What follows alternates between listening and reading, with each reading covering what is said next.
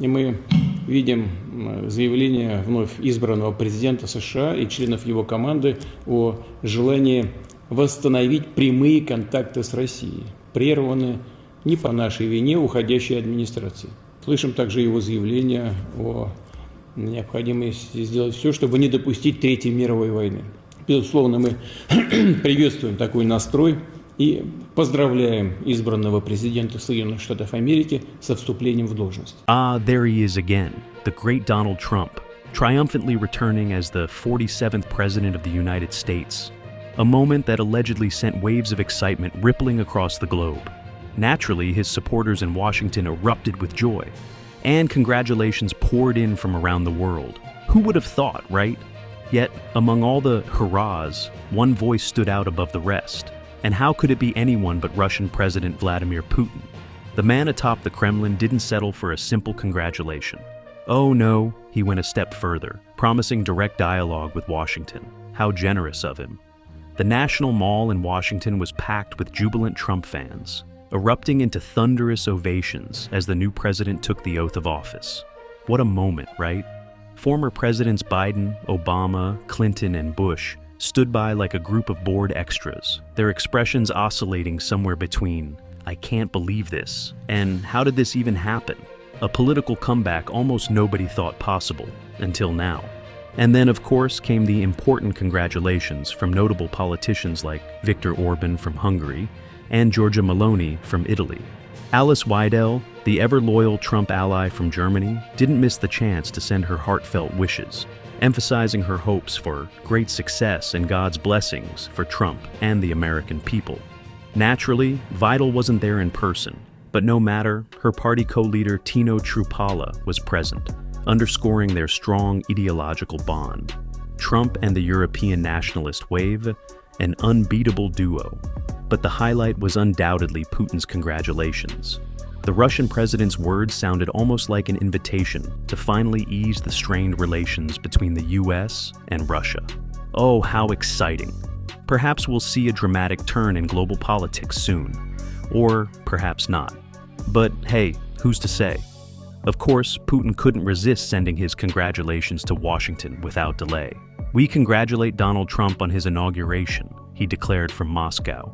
And, as if that weren't enough, he added that Russia is open to dialogue on an equal footing and based on mutual respect. Oh yes, mutual respect, a concept Moscow is undoubtedly well versed in, isn't it?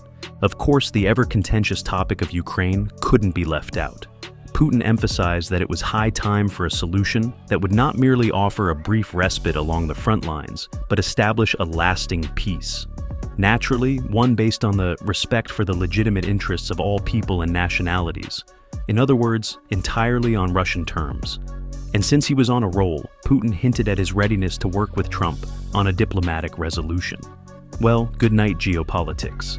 Particularly charming was Putin's support for Trump's heroic promise to prevent a third world war. "We welcome Trump's statement to do everything possible to prevent a third world war," Putin remarked solemnly, underlining his full endorsement of Trump's supposed mission to save the world from chaos. One can only imagine how hard the Kremlin strategists must have tried to suppress their laughter. But it gets even better. Putin didn't hold back in personally praising Trump. Yes, calling him courageous, a true hero, who had bravely stood up against the allegedly wicked media machinery and even death threats. Pure theater at its finest. This delightful little hymn of praise showcases how much the two have positioned themselves as political rebels, battling against the so-called evil establishment. According to Putin, Trump's victory is not just a shakeup in US politics, but a genuine opportunity to turn the global order upside down. Sounds like a plan, doesn't it? Their shared history, from Helsinki in 2018 to countless conspiratorial winks, undoubtedly adds a special flavor to it all. You could almost believe they're writing the script for a geopolitical thriller.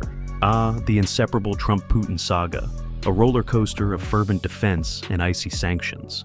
Back in Trump's first term, when he valiantly defended Putin against allegations of Russian election interference, the criticism rained down on him. And what was his reward? Several years of sanctions. Yet, despite all the tension, the public narrative of dialogue and mutual respect persisted. much to the West's growing skepticism. But who needs Western doubts when there are big deals to plan? Now, a new historic summit between Trump and Putin is on the horizon, this time in Geneva. Insiders speculate that it will center on de-escalating the Ukraine conflict and possibly redefining NATO's role in Eastern Europe. Translation: Putin wants to secure his strategic interests, while Trump takes the spotlight as the self-proclaimed master negotiator.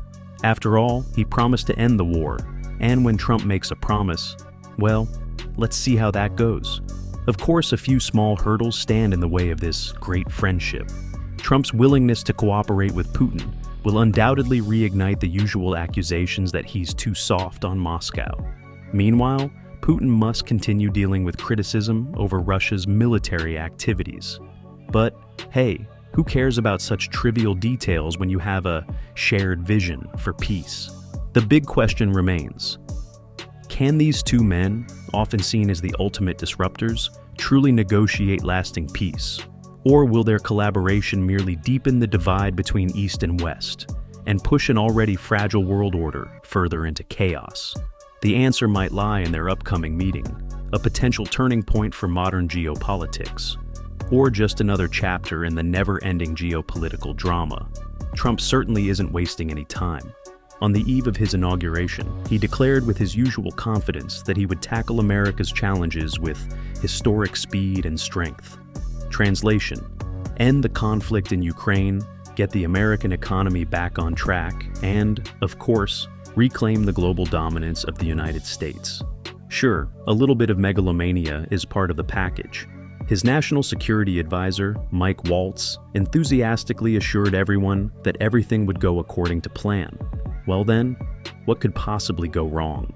Trump, the great dealmaker, is allegedly planning a completely new strategy for Ukraine. Who do we bring to the table? How do we get them there? And what are the conditions for an agreement? Questions he poses with his typical "I alone can fix it" attitude. His focus on negotiations instead of endless wars is supposedly a radical departure from old US strategies. It sounds ambitious, but we all know how well those deals have worked out so far. The potential Trump-Putin cooperation is being hailed as a potential game changer. If they actually succeed, a big if, it could not only end the Ukraine conflict, but also ease tensions with Russia and, drumroll, seriously challenge NATO and the European Union's influence. Sure, why bother dealing with allies when you can sit down at the table with Putin? But of course, this doesn't come without risks.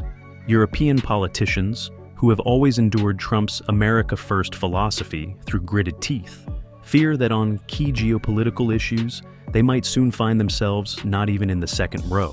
While Putin eagerly expands Russia's power and Trump focuses on America's greatness, Europe might suddenly wake up to a world order that is increasingly chaotic and insecure. Meanwhile, the world collectively holds its breath. Will this so-called new partnership between the United States and Russia actually bring peace? Or are we merely witnessing another round of geopolitical intrigue that will ultimately create more conflicts than solutions? One thing is for certain: the decisions Trump makes in Washington, and that Putin nods along to from his Kremlin office, will send global ripples and shape the geopolitical stage for years to come. So, buckle up, it might just be a wild ride.